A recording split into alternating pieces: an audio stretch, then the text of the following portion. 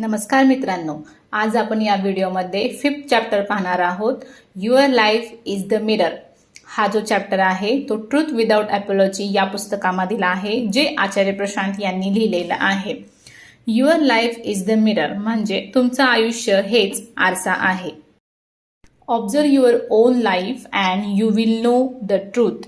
स्वतःच्या आयुष्याकडे नीट पहा, सत्य आपोआप समजेल.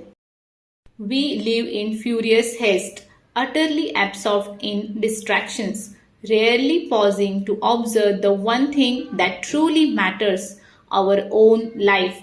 आपण नेहमीच घाईत असतो, इकडच्या तिकडच्या गोष्टींमध्ये इतके अडकतो की ज्या एका गोष्टीकडे पाहणं खूप महत्त्वाचं आहे ते म्हणजे आपलं स्वतःचं आयुष्य, ते पाहायला आपण थांबत नाही.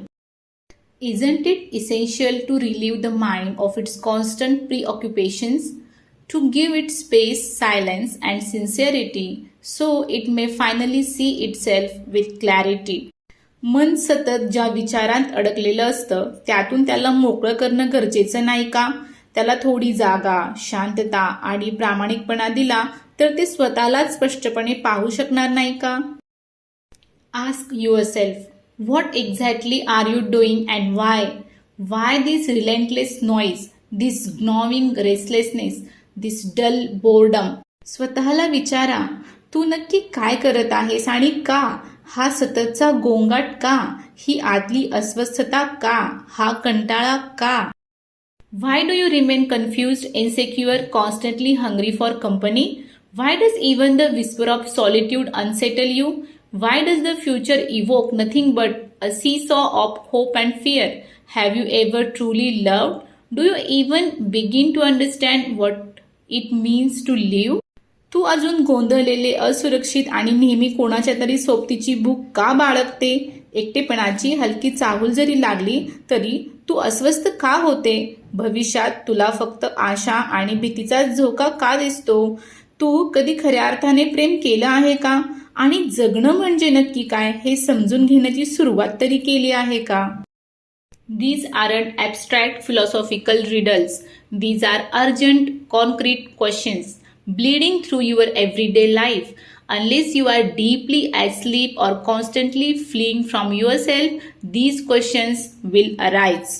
हे काही अवघड तत्वज्ञानाचे प्रश्न नाहीत. हे प्रश्न तुमच्या रोजच्या आयुष्यातून बाहेर येतात. जर तुम्ही फार खोल झोपेत नसाल किंवा स्वतःपासून पळत नसाल तर हे प्रश्न तुमच्या मनात नक्कीच येतील. You have accepted a certain pattern as the norm. But why? Why not examine it with honesty and intelligence? Why not turn inward with the same sharpness you apply to the world? तुम्ही एक ठराविक पद्धत सामान्य म्हणून स्वीकारली आहे, पण का? का तिला प्रामाणिकपणे आणि समजूतदारपणे तपासून पाहायचं नाही? जशी तीक्ष्ण नजर तुम्ही जगाकडे लावता तशीच नजर स्वतःकडे का वळवायची नाही? This is your life, your one fleeting precious life. Observe it, not through society's lens, not through the prism of borrowed values. Observe it with naked awareness. हे तुमचं आयुष्य आहे, एकच क्षणभंगूर आणि खूप मौल्यवान आयुष्य. ते पहा, समाजाच्या नजरेतून नाही, उधार घेतलेल्या मूल्यांच्या काचेतून नाही, पूर्ण जागरूकतेने थेट पहा. See what you chase, what you fear, what you compulsively repeat. No excuses, no drama, just direct perception. That is your deepest responsibility. तुम्ही कशाच्या मागे धावता? कशाला घाबरता? तुम्ही काय न कळत पुन्हा पुन्हा तेच करत आहात?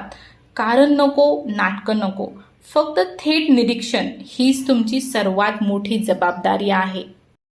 And when the mind begins to observe itself truthfully, something shifts. Not the cheap thrill you mistake for happiness, but the deep joy of clarity arises. Not excitement but vitality, not comfort but liberation.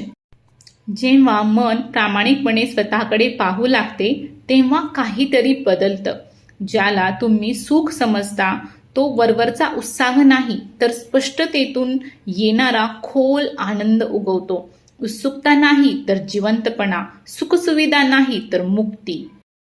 That clarity is your highest possibility, and nothing, not your past, not your suffering, not your beliefs, should be allowed to take it from you. ही स्पष्टता म्हणजे तुमची सर्वात मोठी क्षमता आहे आणि काहीही, तुमचा भूतकाळ, तुमचं दुःख, तुमच्या समजुती यांनी ती स्पष्टता तुमच्याकडून हिरावून नाही घेतली पाहिजे.